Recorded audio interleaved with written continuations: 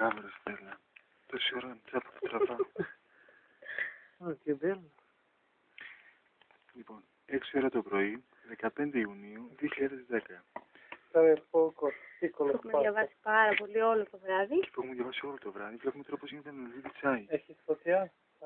Μη σπαρτάς. Κάτσε λίγο τώρα. Πώς να φαίνεται καλά.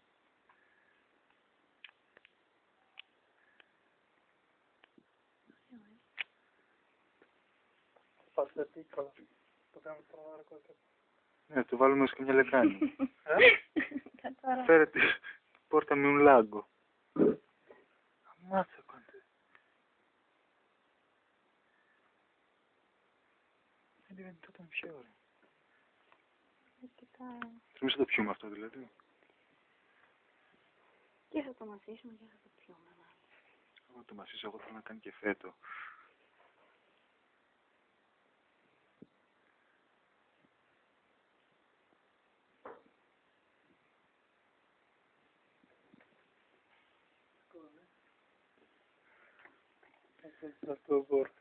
Κι εγώ θέλω ένα τσιγάρο.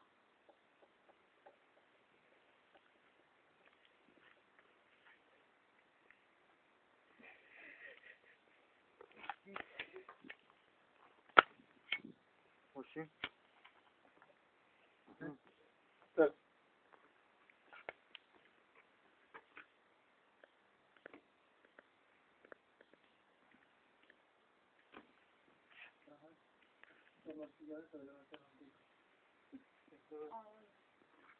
Είναι απίστευτο, κοίτα πως έγινε ρε.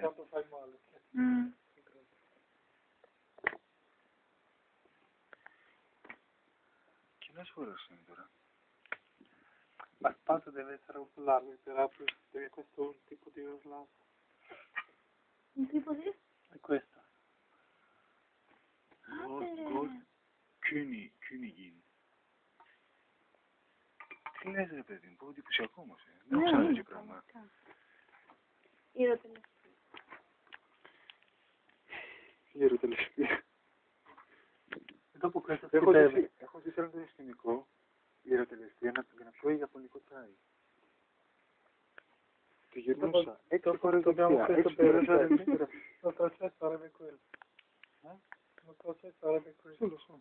Però volesse ce l'abbiamo un altro cesso. Proviamo questo. Proviamo questo. Κάπου λες, σε μια φίλη μου Ιαπωνέζα, θα αρχίσουμε πιο μετά τσάι. Καθίσαμε μόνο γύρω από το τραπέζι. Εντάξει, το τσάι ήταν σε σκόνη. Με καφέ, πράσινο. Πήρε και μια μπούρτσα μπαμπούσα που ψηριζόμαστε και ήταν κάτω εδώ. Το ρίχνει στο τραπέζι, μου προσθέτει το νερό. Ξεχωρίζει δεξιά, ξεχωρίζει αριστερά, έξι πάνω, έτσι κάτω. Εδώ πέρα έφεραν τα κύματα και 5 παρθένες. Τέλος μου λέει, πάρ' την καραμέλα, στη φάτη και μετά έρχεσαι το τέλος, γιατί μου λέει πικρό. Ρε, αυτό τσάι. Φαρμάκι. Ναι. Αλλά δεν βάζουν ζάχαρη. Τρώνε καραμέλα. Τρώνε καραμέλα. Και μετά δεν το φαίνεται πιο πικρό. Έλατε.